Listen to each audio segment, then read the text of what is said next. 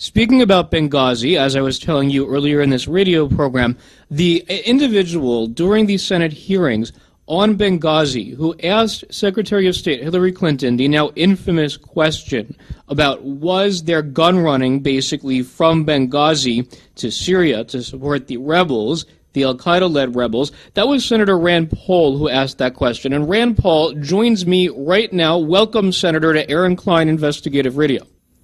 Glad to be with you. Absolutely. So let's start with the events of these last few days in Egypt.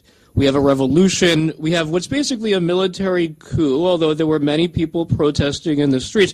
So now there's a temporary government going to be replaced by a president. If there's anything really, if we're looking at Egypt, that this seems to show us, it's that the country's unstable. And really, who knows if the next president's going to last or there's going to be another coup. So with these events, do you believe that the United States should reconsider the $1.5 billion in financial aid to Egypt, or should we keep the money flowing?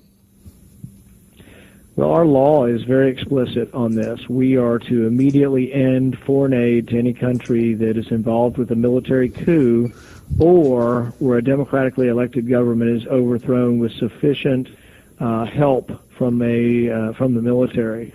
So without question, it doesn't matter who they appoint, whether they appoint a general or a non-general is of no consequence.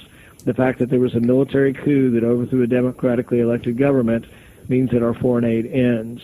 Now, I was no great fan of Morsi either. I didn't want to give any money, tanks, or planes to Morsi, and I think it's a disaster that we're doing it.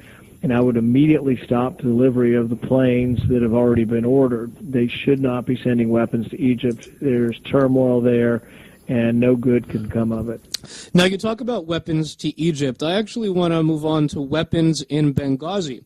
I watched very carefully the Benghazi debates, the Benghazi hearings, where you asked Senator Hillary Clinton specifically about the procuring of weapons or transferring weapons, buying, selling weapons in any way, shape, or form that were transferred out of Libya, meaning around Benghazi, through Turkey to any countries. And I remember her voice cracked at the time. She was like, to Turkey? She went really high. I don't think she was expecting your question. Well, now I actually see an interview with Reuters that was given by a Libyan weapons dealer who said that he helped with weapons shipments from Benghazi to the rebels in Syria. In fact, he was identified by Reuters as leading these shipments, including a massive shipment 1 week before the 9/11 Benghazi attack. So I want to know, have you heard anything yet from Hillary Clinton about your question, anything further about any weapons to Turkey? No, but I'm concerned about the veracity of how she responded. For example, the New York Times about 2 weeks ago reported that the CIA has been involved with facilitating weapons to Syria for over a year. And it's also been reported, I think in the New York Times as well, that Hillary Clinton was the big cheerleader for arming Syria. When there was two factions within the Obama administration arguing this, Hillary Clinton was the one, cheering them on to get weapons. She was the hardliner that wanted to get involved in the war in Syria. And yet, in the hearing, she says, she's never heard of this.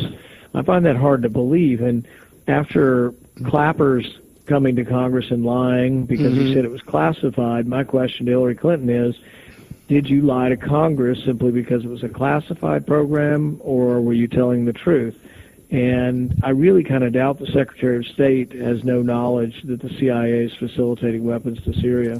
We're speaking with Senator Rand Paul. Now, this Reuters article, it names the warlord. His name is Abdul Basit Haran, who describes how not only was there a massive shipment. Oh, and by the way, I want to point out that he apparently worked for the February 17th Brigade, which is Ansar al-Sharia, which also happened to provide security for the Benghazi compound, so there are some links there.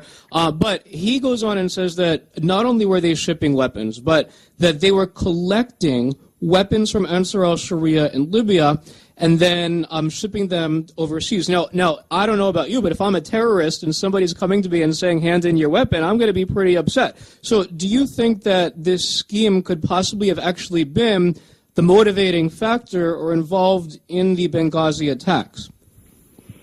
Yeah, it's been my theory all along that the misdirection campaign afterwards to try to lead us away from talking about any of this or exploring any of this was why they kept changing the talking points and why they were trying to direct us away from talking about terrorism. Really, it wasn't so much terrorism that they were trying to avoid. It was the arms trade that they were trying to avoid that was occurring and going throughout Benghazi.